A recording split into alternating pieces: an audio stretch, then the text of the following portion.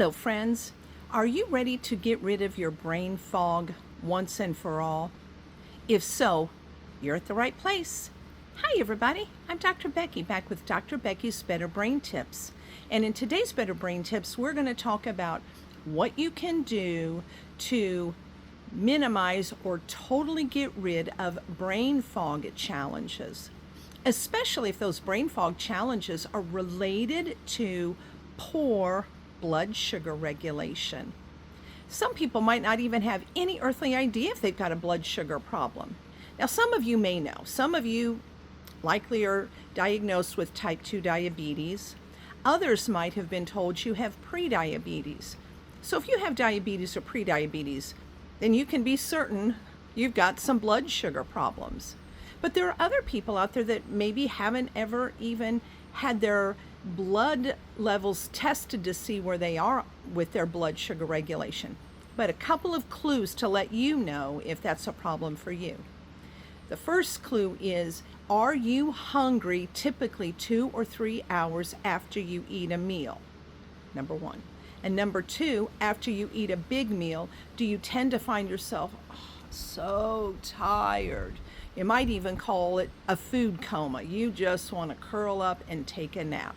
So if you know that you have type 2 diabetes, if you know that you have prediabetes, or you get hungry 2 or 3 hours after eating, and or you feel really tired, then it's very, very, very likely that any brain fog that you have is directly related to poor blood sugar regulation.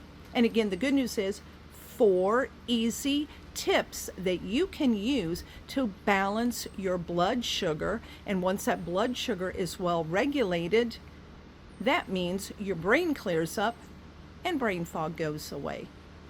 And before I give you those 4 tips, I want to backtrack a little bit.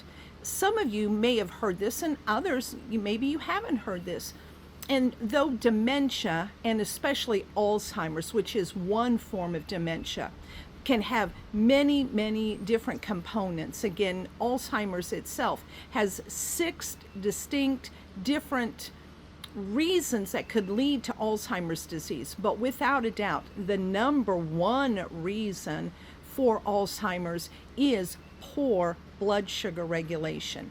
It's so prevalent that in the medical community, some people in the medical community have started to call Alzheimer's disease type 3 diabetes. And again, that might be a term that you've heard. And it's because not only with type 2 diabetes, that poor blood sugar regulation is wreaking havoc on your eyeballs. It's wreaking havoc on your kidneys. It's wreaking havoc on your nerve system. But if that dysregulated blood sugar breaks that blood-brain barrier and causes problems up in the brain, again, that's when they call that term type 3 diabetes. So again, to make sure that we get brain fog dealt with, keep blood sugar levels safe so that we don't have to worry about type 3 diabetes, i.e. Alzheimer's. Here are the 4, and these are simple little things. Again, as you know, when you tune in to watch my videos, everything we talk about are simple at-home tips and tricks that you can use. No fancy gizmos or gadgets, just simple little things. So please put these 4 things in play so that you can help to regulate blood sugar and make that brain work better. First thing I want you to do right here, eat a savory breakfast. So the first meal of the day, make sure it's savory. For me personally, and you guys, if you've seen any of my videos, you know I am a fan of eggs because I love choline, one of the essential components in the egg that helps keep my brain healthy and strong. So things like eggs, sausage, again, any savory-based foods. If you start your day with a savory-based food or foods, then you're not going to get a spike in your blood sugar. And if you start the day with, let's say, a little bit of juice, or you might have a bowl of cereal, even if the box itself says sugar-free cereal, the grains that are in there, in the way that they are hyper-processed, still break down into sugars the second that you swallow them and can spike that blood sugar. And when you start your day with your blood sugar spiked, then sadly, it puts you on what is referred to as a blood sugar roller coaster. And all day long, your blood sugar is going to go up and tank and go up and tank. And when those things happen again, that's when your brain fog kicks in.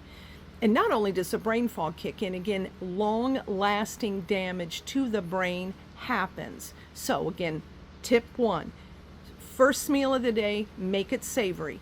Don't make it toast, don't make it a bagel, don't make it cereal, don't make it fruit juice. A savory meal. Tip number 2, take 1 tablespoon of vinegar, put it into 1 cup of water, stir it around, and chug it about 10 minutes before you start eating your meal. What happens with that when you drink the vinegar water combo? Number 1, when you mix the vinegar in with 1 cup of water, it doesn't taste like much of anything. It's not like drinking straight vinegar, so please know it's not bad tasting at all. But what it does is it just changes the balance of enzymes in your stomach to help to slow down the release of the sugars in the foods that you're eating. So when you do this simple little trick of just adding 1 tablespoon of vinegar into 1 cup of water, it can decrease your blood sugar spike by about 30 to 40%. So a huge improvement in blood sugar spikes. So simple trick, please do that. Tip number 3, before you eat any meal, start with a few veggies. And again, whether or not they're raw or lightly steamed, I don't care. But ideally, you would want them to be high fiber veggies. And so if you think about maybe taking, when you think about a veggie platter, grabbing just something as simple as a couple of little teeny crowns of broccoli, or maybe a little crown of broccoli and a piece or 2 of cut celery. And the reason why it's important to eat a little bit of vegetable before your main meal is because the fibers that are in those veggies, when you eat them first, they're going to, in essence, kind of line that digestive tract, acting like a barrier, so that if you then are taking in foods with high sugar levels, and when I say foods with high sugar levels, I'm not talking cakes or candies, things like bread, things like pasta, things like rice, things like white potatoes. All of those starches are going to, when they break down, are going to have a high sugar impact to your bloodstream. But if you eat those high fiber vegetables first, then again, that fiber gets to coat the digestive tract so that when the sugars are breaking down, there's a barrier. There is an awesome, like a fiber barrier, so that the sugar, so let's say this is a sugar molecule and it's trying to get through the digestive tract into the bloodstream. Well, if there's a barrier, a fiber barrier, then it makes it very difficult for that sugar to get in there quickly. So it slows down how quickly sugar can get into the bloodstream. So again, a simple little thing. Just eat a few handful, again, just a couple little pieces, celery, a little bit of broccoli, something to lay down some fiber so that it will help to give you a little barrier from sugar getting straight into the bloodstream. The last tip that I have, again, super easy to do after every meal. Can you walk for just 10 minutes? Just 10-minute little walk, because one of the other things that's really awesome related to regulating your blood sugar is that when you walk after eating a meal, the movement of walking opens up the muscle fibers a bit. And when we eat, even if we're eating healthy foods, there are going to be sugar molecules in some of the healthy foods that we eat. And we want those sugar molecules to have a good and safe place to go. So if we're moving our body for about 10 minutes and those muscle fibers are opened up, then the sugar molecules will be attracted to those muscle fibers, and they will go, the sugar molecule will then get into the muscle fiber, and it can then provide energy to the muscles instead of letting that sugar molecule wander its way up to the brain, causing the brain fog, the tiredness, the not being able to think clearly. So again, I hope that this is very easy for you to do. Those 4 simple little tips of eating a savory meal, drinking vinegar mixed in with some water, making sure to have a few vegetables, and taking just a 10-minute walk after every meal. That is going to pay huge dividends. So I hope you found high value in that information. And I also want to let you know, some of you on here have already participated in my online program, my Better Brain program, where we go through 7 distinct modules of Dr. Dale Bredesen's Recode pre-code protocol. And recode means reversing cognitive decline. Pre-code means preventing cognitive decline. And Dr. Dale Bredesen, a neurologist who came up with this incredible 7-module program to allow people to, and again, it's all lifestyle stuff. It's an easy protocol. You just have to have somebody kind of hold your hand through the process, which is why I've had the digital online program for over a year now. And again, many people have taken it. But I've had some people who have said, I have had my fill of digital online courses. Though the information is good, I needed there to be a little more interaction. So starting in October 7, just for 8 weeks, I am going to be doing the Better Brain program, all 8 modules of the Better Brain program. We are going to go live every Monday from October 7 through November 25. So it will be 8 consecutive weeks where we will be in a live classroom setting. Now it will be live via Zoom, so you will click on Zoom on your end. I will be live on my end, and we will be teaching all of the protocols, all of the lifestyle strategies, so that you'll have a complete picture. What are the things that you can do to reverse cognitive decline if it's already started, or prevent it altogether?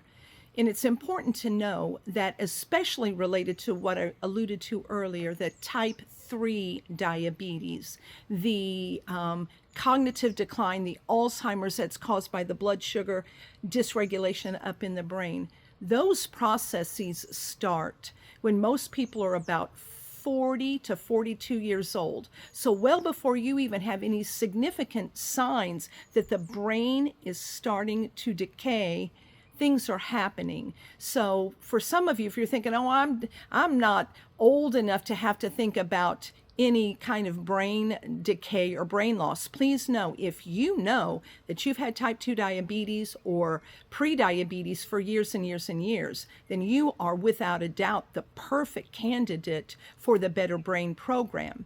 And you can go online right now and you can order the digital course. Again, you'll have me for 8 modules that you do at your own pace, where I will talk you through the program. And it's a phenomenal program.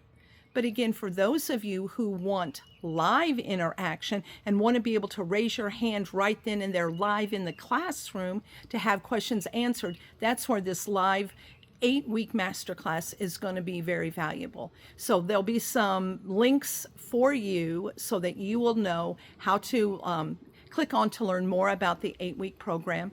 And for some of you who say, oh, I would love to do an 8-week program, but I don't know that I can join you live every single Monday for 8 weeks. Again, no problem, because the classes are going to be recorded as they're going on live in person. They'll be recorded. As soon as the class ends and the recording stops, then you will get that recorded class in your inbox so that you can replay it at your leisure. And for most people watching live, they also are going to want to replay. so that they can pick up some things. I might have been busy taking a note and missing a point. So that's why the replays are valuable. So please share this information with your family and friends, because all of us have a brain and all of us want to keep our brain as healthy and as vibrant as we can for the duration of our entire life. And so again, share this information. Please hit the like button, subscribe if you don't already subscribe, so you can learn more about the fun things that we're doing. I look forward to seeing you the next time, and have a blessed and awesome day. Take care. Bye now.